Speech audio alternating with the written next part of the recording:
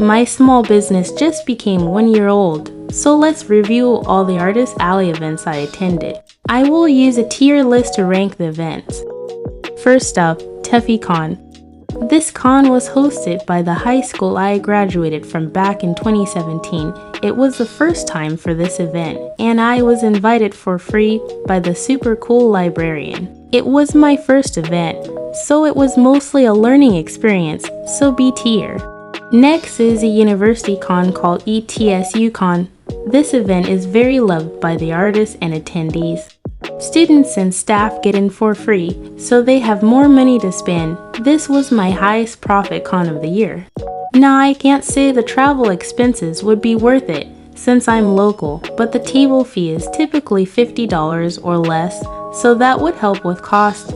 S tier for sure. Next, my first out-of-state con, Fayetteville Comic Con Spring. It was another learning experience since it was the first travel con. The travel expenses were so high, we barely made our table back. However, the community is so amazing here. The artists are so sweet and the attendees are great. We weren't sure if we would come back since it wasn't profitable, so we end up giving it another try in the fall. Let's go with B tier.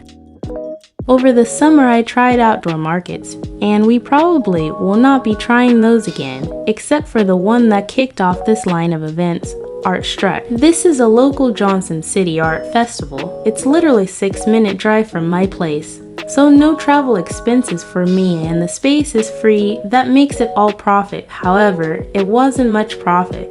I have reapplied this year just because it's an easy event to do. C tier.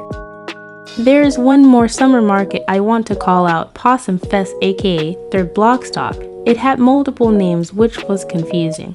I could make a long list for all the issues, but I'll just let this photo speak for it all. In short, it was a ghost town. People passing would ask me what was going on, because you couldn't really tell there was an event.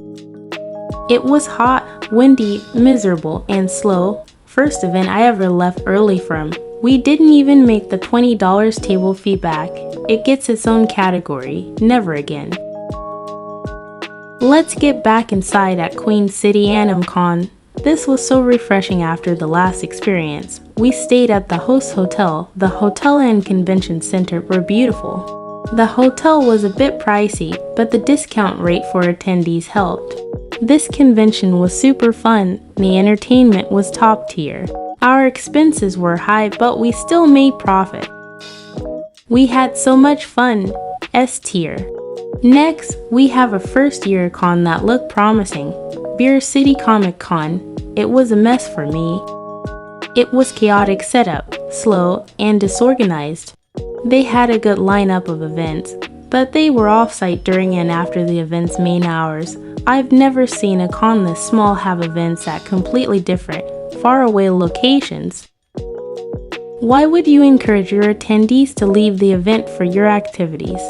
This was so badly planned, but I won't say never again, because they could improve, so D tier. Time to go back to Fayetteville for the fall version of this con. Like I said earlier, we wanted to give this one another try before ruling it out. We were leaning towards not coming back, but we ended up having such great time that we changed our minds. The energy at this event makes it all worth it, so we will be back this spring. We end the year where we started, at TeffyCon.